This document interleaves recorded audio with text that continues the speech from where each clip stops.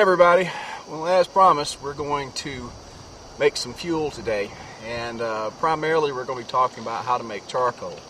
Now the biggest problem for a lot of you is going to be that you cannot find coal. Now we'll talk a little bit about coal, and if you can get it, great, but if you can't, you're going to have to be a little more creative, because if you try to go to the store and buy a fuel such as charcoal, even lump charcoal in the store, which you can buy, it's going to get expensive really quick when you can make your own. So sit back, grab your pen, grab your pencil and a notepad, and we'll get into how to make your fuel for your forge. Alright, so the first problem is, what is charcoal? Now a lot of people think that charcoal comes in a bag with Kingsford written across it, and that is not the case. Real charcoal is made from wood. In fact, it's the stuff that's left over from a campfire sometimes when you're digging through it. Now, in order to make the charcoal outside of the old pit method, you're going to use a little bit of modern technology, and this is where you need to put your hands on a couple of barrels. Now, I've experimented with several different styles of these barrels. I'm going to show you the two that I use most now. There's a couple features that you need to get in your barrels. Now, you're going to find these in an old junkyard somewhere. You can buy them from your local scrap dealer. I think they run about $10 or $15 for an old barrel. But the one thing that you want to make sure that you've got with your barrel is the fact that it's a snap-on lid. Now this guy right here has a snap-on tight-fitting lid. Now there's usually a little band that goes around it. You don't need the band, but you need to make sure that the lip of the barrel is not damaged, because that's what's going to seal the air off. Now you can use just the straight barrel, but one of the things that you really need to add that's going to make your life a whole lot easier is going to be a vent port in the bottom of the barrel. And let me show you this guy here. If you look to the side, right down here, you can see that there is a square piece of pipe that has a wooden plug in the end of it. Now, when I've burned down the wood and I need to stop the air coming in, this is what I use. And of course, there's the famous cat. I don't think I've ever done a video that my cats or some other critter hasn't been in. But the air vent allows air to come into the bottom of the barrel, makes it a clean burn. Now, this was one of the earlier versions of the barrel, and let's get a shot of this over here. Now, the problem with this barrel is I had to cut the top out of it, so I cannot get a tight seal on this barrel. So what I usually do is I start the fire in this barrel and later transfer its contents to this one that can be sealed. But the difference is, on the bottom, this particular tube is round, and it does something different than the other barrel in the fact that it goes all the way to the middle of the barrel. This allows for better airflow. This other one doesn't burn quite as well as this one does.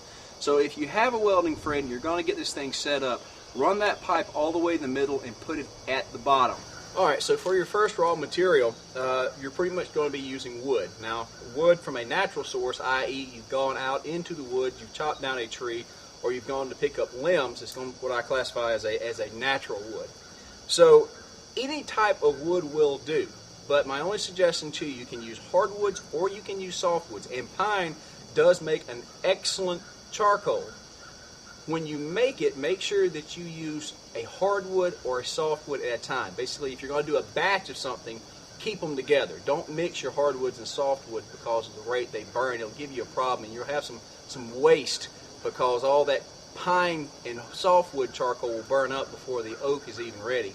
So most of the time when I am making charcoal, I usually go for pine. There's a lot of planted pines. In fact, you can see behind me there's a stand of planted pines right across the road of younger trees, which is very nice and very convenient.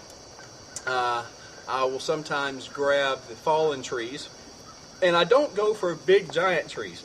Now, for me and the work that I've done, kind of the most ideal size for charcoaling is stuff that's anywhere from 2, 3, 4 inches across. Nothing too terribly big. Now the great thing about this is that you can saw this up into 1-foot sections and you don't have to bust it.